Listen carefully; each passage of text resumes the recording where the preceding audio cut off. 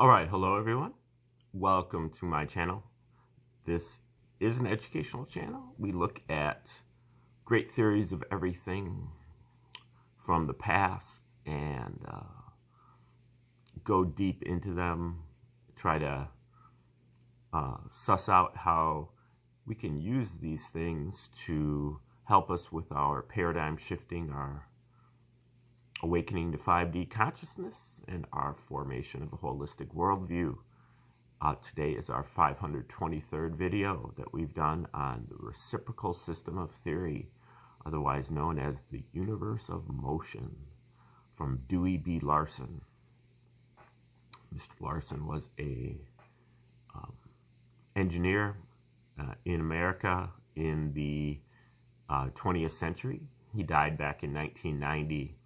In 1959, he proposed his two fundamental postulates about how he believed the universe operated. The first postulate states that the universe is composed entirely of one component, motion.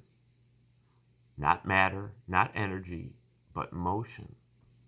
And motion, one entity, motion, one component, motion, existing in 3 dimensions, in discrete units, and with 2 reciprocal aspects, space and time.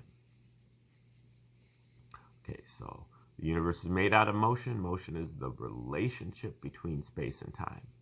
And then he went from there and basically used his second postulate, which is that the universe conforms to the relations of ordinary commutative mathematics. Its primary magnitudes are absolute and its geometry is Euclidean.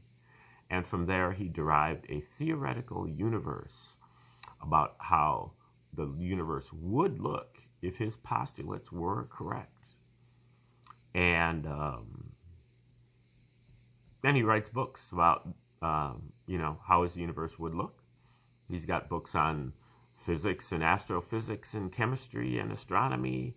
He's also got a book on metaphysics with sections on religion and philosophy and psychology and biology. And some of his followers have taken it further afield into geology, meteorology, cryptoarchaeology, conspiracy theories. And Larson also has a book on economics. 2 books on economics. One is called The Road to Full Employment, and the other one that we're looking at today is called The Road to Permanent Prosperity. And we just got done with yesterday reading the introduction to that book, and we're about to go into chapter 2, The Scientific Approach. Now, if you want a more thorough rundown of how the reciprocal system works and how the postulates plug in and what their ramifications are, you probably want to check out any of my, just about any of my first 474 videos on the subject, where I go a little bit deeper into them. I know there's a few of those where I don't, but just about all of them. I think maybe avoid numbers 221 through 224, and then other than that, I think I go at least a little depth into how the reciprocal system works, enough to give you a background. But Larson is probably going to fill you in here. So don't be dismayed. Just be okay with just being a little bit uncomfortable with going into the unknown. And Larson will probably pull you along here. Okay, chapter 2, Scientific Approach. The primary thesis of this volume is that the fundamental principles governing the economic system are purely factual and should therefore be removed from the branch of sociology now designated as economics, and should be reconstituted into a new discipline which, for want of a better term, may be called economic science.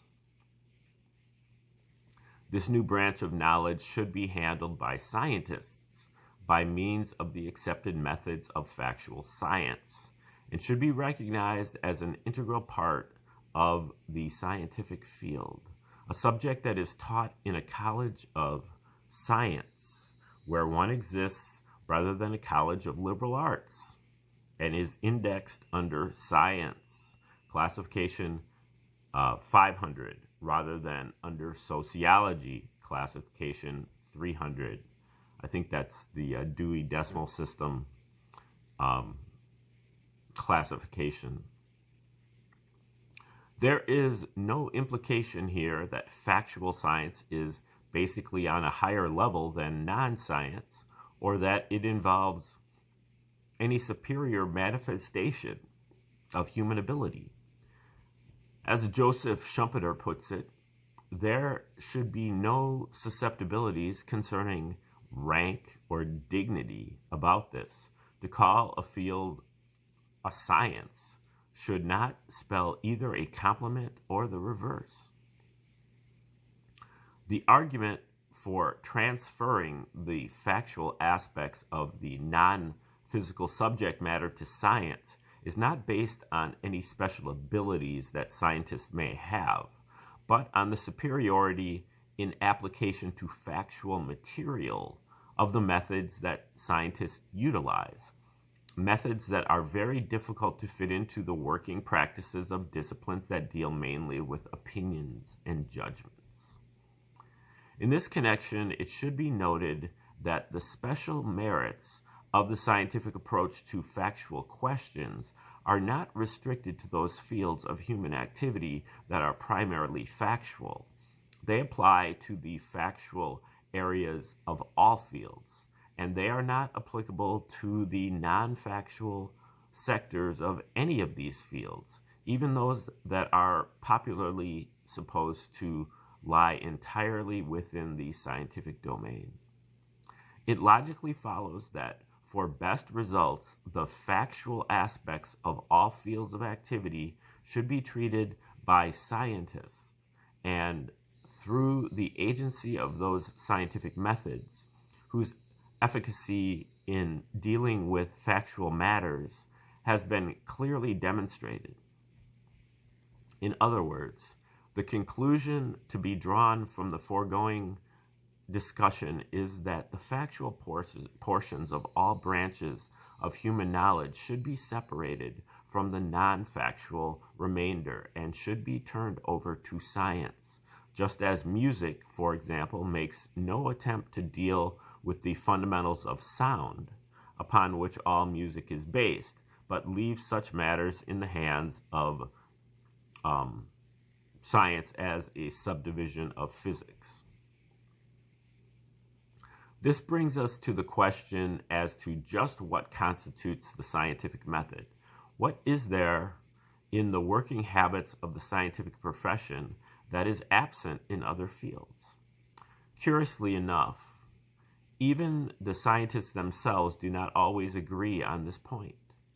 They do not question that the spectacular results achieved in the physical fields are producers of the scientific method, but there is no uniformity in the definition of this method.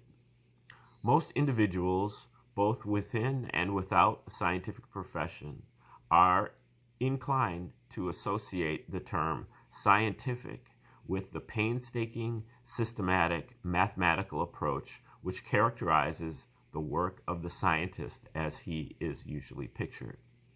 But even a casual survey of the history of science shows that many brilliant and successful scientists have followed a totally different working procedure, and some important scientific discoveries have originated from intuition or pure chance, with little or no systematic work having been done.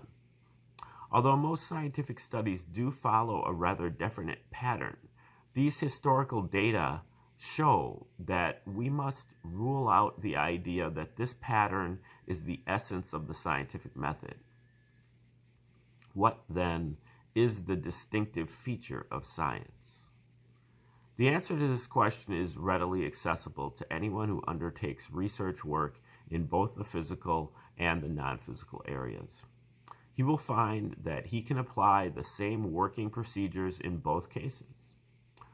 Whatever his personal technique may be, whether he works slowly and deliberately with meticulous attention to detail, or whether he relies on more primitive processes to carry him swiftly forward, touching only the high spots as he advances, he can apply his favorite technique equally as well in one field as the other.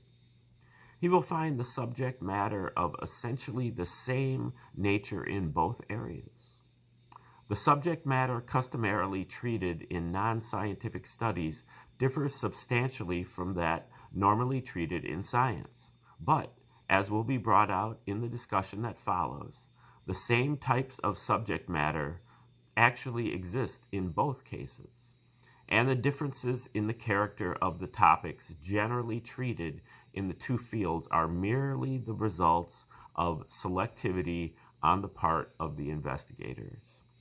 He will find that the results obtained outside the physical fields, where meaningful results do emerge from the investigations, are equally as significant as the physical discoveries. From the standpoint of immediate practical application to present-day problems, the results in the economic and political fields, for example, may well be of even more importance than the sensational physical achievements. Up to this point, there is little, if any, distinction that can legitimately be drawn between scientific and non-scientific studies. But there is a very important difference in what happens after the work has been done and some significant results have been obtained. In physical science, there is general agreement that the judgments which are passed on new ideas originating from such findings should be based on purely objective criteria. The most important requirement being that these ideas must be consistent with the observed facts. In the non-physical fields, on the other hand, there are no objective tests which are regarded as authoritative, and acceptance or rejection of any new idea is primarily a matter of personal preference. Like all other human institutions, the existing scientific organization is imperfect, and it moves slowly and erratically toward its defined goal rather than smoothly and swiftly. But because the facts of observation are, at least in principle, accepted as the ultimate authority, there is a definite mechanism in operation whereby the areas of disagreement are continually narrowed, and the accepted body of thought in the physical field is enabled to move ever closer to the ultimate truth. In the non-physical fields, where objective tests are lacking, as matters now stand, there are no means by which the relative merits of conflicting ideas can be evaluated on any consistent basis, or by which correct answers can be recognized as such if they do appear. Consequently, the gains in those fields are limited to those produced by trial and error, and whatever progress is made by reason of one action that proves successful is all too often nullified by ill-advised measures that act in the opposite direction. Sustained forward progress similar to that in the physical field is impossible without an effective means of separating the false from the genuine. Here is the essential feature of the scientific procedure, the real difference between science and non-science. Physical science has been established as a permanent and ever-growing body of knowledge, not because scientists are more competent than other human beings, or because there are any superior investigative methods applicable only to the physical phenomena, or because the field in which scientists work is any more amenable to logical treatment. It has acquired this status because physical science alone, among the major branches of human knowledge, has set up objective tests by which the relative merits of conflicting ideas can be judged, and confines itself to subject matter that can be thus tested, that is, to purely factual subject matter. The essential characteristic of the scientific method is that the process of study and investigation is always directed toward the objective of meeting the ultimate test of comparison with the observed facts. On this basis, only factual subject matter can be taken into consideration, and only logical and mathematical reasoning can be utilized in treating it. Emotional judgments and wishful thinking are barred. Wherever the term scientific methods is used in the discussion in this volume, it refers to methods which meet the foregoing requirements, irrespective of whether the work is mathematical or non-mathematical, exact or approximate, general or specific, valid or invalid. It is not necessary to meet the acid test of factual comparison in order to qualify as scientific. Much of the work of science fails to pass the test and is discarded. A great deal more is simply work in progress that has not yet reached the point where it is ready to face a rigid evaluation. The feature that it must have in order to be classified as scientific is that the work must be aimed at passing the factual tests.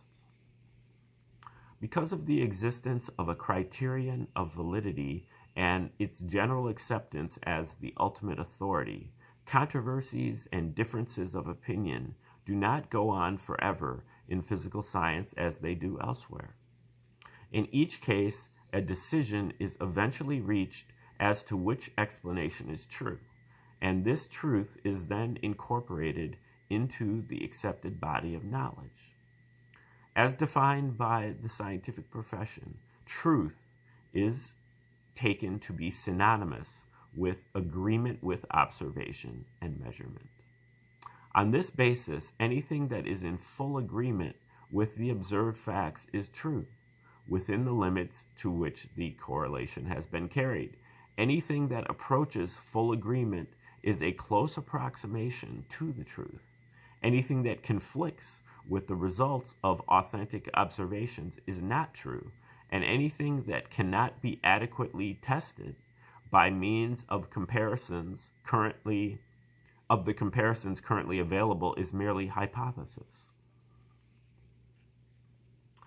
It should be understood that the expression results of observation as used in this connection refers only to actual measurements and qualitative observations, and does not include inferences drawn therefrom or theories formulated to explain the factual findings unless those theories are validated independently.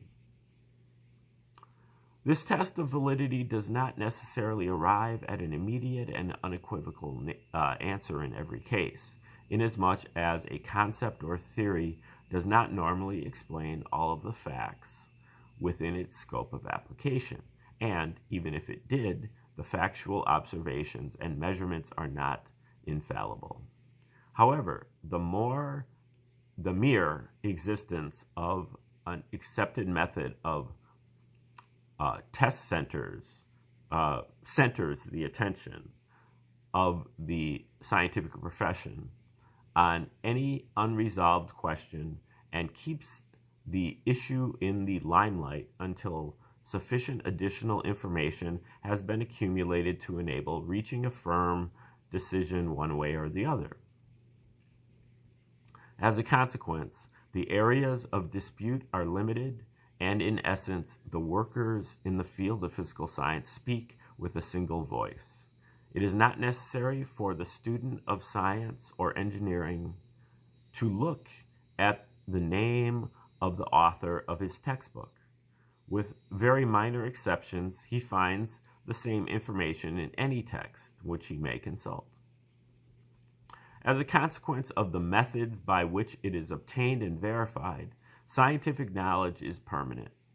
Once a law of science is definitely established, it is good forever. We may find, as a consequence of more accurate and more extensive observations, that the field to which the law is applicable is more limited than was thought originally, but this does not alter the validity of the law in its proper sphere. And the new information represents an extension of knowledge, not a revision. Theories and concepts may be revised, but not knowledge. As Lecomte de Newsome points out, science has never had to retract an affirmation based on facts that are well established within accurately defined limits. End quote. Being permanent, scientific knowledge is cumulative. Each bit of information gathered in the ceaseless search for the truth adds to the total. It may refute erroneous conceptions where the facts were not accessible previously, or it may point out hitherto unsuspected limits to the area in which certain accepted principles are valid, but it does not overthrow any laws that have once been definitely established. Science is not vulnerable to the kind of an indictment made of economics by Franklin D. Roosevelt, that it changes its laws every 5 years. It is true that there is considerable variation in the details of the methods and procedures utilized by scientists, but these variations are not very significant. We might compare the selection of methods to the selection of a travel route. If we start from New York for some unidentified destination, which we cannot recognize when and if we get there, one route is as good as another. But once we have specified that our objective is Chicago, we put ourselves in a position where we are able to determine the relative merits of different routes. We must still admit that we can reach our destination by any one of many paths, and it is therefore incorrect to speak of the route from New York to Chicago. But we can see that certain routes are shorter and more advantageous than others. Just as the bulk of the traffic between these two cities will follow the more efficient routes, the great bulk of the research and experimental work in the physical sciences follows the pattern which experience has demonstrated to be the most efficient. In the course of developing this most efficient pattern, it has become apparent that there are some very substantial advantages to be gained by functional specialization. Application of any kind of knowledge to human advantage involves 3 different operations, each of which requires a different type of treatment in order to secure the best results, and each of which calls for quite different talents on the part of those who perform the tasks. Let us consider the building of a bridge, for example. First, we need a great deal of basic information. We must know just what stresses are generated by the various factors that affect the structure, its own weight, traffic, winds, etc. We must know just how the various materials of construction resist these stresses. We must know the strength of the available materials under different conditions and the means whereby we can take full advantage of that strength, and so on. This is the province of the pure scientist. Next on the scene is the engineer, the practitioner of applied science, who extracts from his handbooks and other sources the particular portions of the information developed by the specialists in pure science that apply to the project at hand, and with the benefit of this information determines just what can be done to accomplish the desired objective. He then proceeds to devise practical methods of procedure, utilizing that ingenuity which has given the engineering profession its name. Finally, he evaluates the advantages and disadvantages of the different alternatives and makes recommendations as to the course to be followed. In the last step, these reports and recommendations are reviewed by a third group, a non-scientific group that we may call the decision makers. These individuals, corporation executives, government officials, others responsible for the general direction of the operations involved, or in major matters, the general public itself, make the final decisions between alternatives. Science takes an impartial attitude toward the final decision. The pure scientists normally have no connection with it at all, and the engineers recognize an obligation to present the alternatives in an unbiased manner. The only concern of the scientists of either the pure or applied branches as scientists is that all of the known facts which have a bearing on the situation be recognized in their true light, and these facts be given due consideration in arriving at a decision. One of the first essentials in applying factual scientific methods to the non-scientific fields is to separate these distinct and frequently conflicting functions as a preoccupation with the question of what ought to be done, a question of opinion and judgment with strong emotional overtones, to the exclusion of the question of what can be done, a question of cold-blooded and unemotional fact, is one of the principal factors that has made economics a branch of sociology rather than a branch of science. Of course, the scientific process does not always operate in a strictly scientific manner. Scientists are also members of the general public, and they do not always distinguish clearly between their different roles in the social organization. But in general, the procedure for handling those activities which lie within the domain of physical science effectively separates the determination of what can be done and how it can be accomplished from the decision-making process itself. This has the very valuable result of confining the ultimate decision to a selection from among effective and feasible alternatives, rather than leaving it wide open as in most non-scientific areas, where all too often the final decision favors a program which cannot possibly operate in the intended manner and would not produce the desired result even if it were operable. It will no doubt come as a surprise to most readers to be told that outside the realm of physical science, there is no accepted method of separating the true from the false. If he gives any consideration at all to the matter, the average layman probably assumes that conflict with the observed facts automatically stamps a proposition as untrue, regardless of the classification into which it falls. But even a brief survey is sufficient to show that this is not the case. Religious, political, sociological, economic, and other non-scientific writings are full of diametrically opposite statements about matters which are subject to observation and measurement.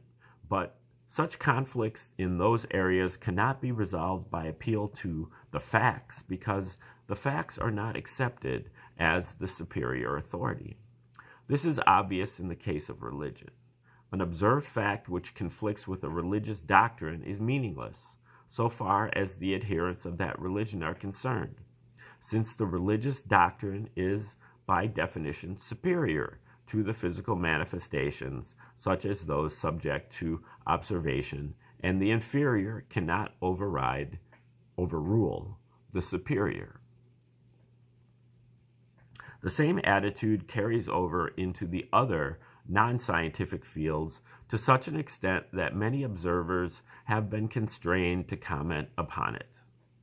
What has been said about economics is particularly appropriate to the present discussion.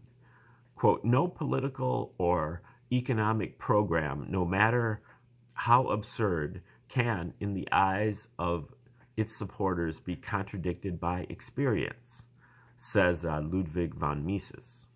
Keynes points out that in the field of economic and political philosophy, there are not many who are influenced by new theories after they are 25 or 30 years of age.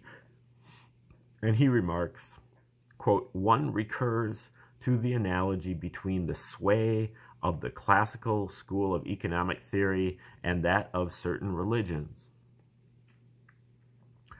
end quote. As a result of this prevailing attitude, there is no recognized method whereby valid ideas in these non-scientific fields can be separated from those that are not valid. A theory once proposed can never be definitely discarded. As long as it has an emotional appeal to someone, it is given serious consideration and has a certain degree of respectability. The originators of these theories do not submit their conclusions to the test of comparison with the facts, nor do they organize their activities with a view to passing such a test. This point has not gone unrecognized in professional economic circles. For instance, Professor Douglas Haig made this significant admission, quote, I support Joan Robinson's claim that the great obstacle to applying scientific method in the social sciences is that we have not yet established an agreed standard for the disproof of an hypothesis. Ernst Nagel makes this comment. It is also generally acknowledged that in the social sciences there is nothing quite like the almost complete unanimity commonly found among competent workers in the natural sciences as to what are matters of established fact, what are the reasonably satisfactory explanations, if any, for the assumed facts, and what are some of the valid procedures in sound inquiry. In contrast, the social sciences often produce the impression that they are the battleground for interminably warring schools of thought, and that even subject matter which has been under intensive and prolonged study remains at the unsettled periphery of research. Okay, I think we're going to stop it right there, and we'll take over and finish this chapter tomorrow, hopefully. So thanks for tuning in. I'll be commenting then on that, on some of this at that point. So thanks for tuning in today.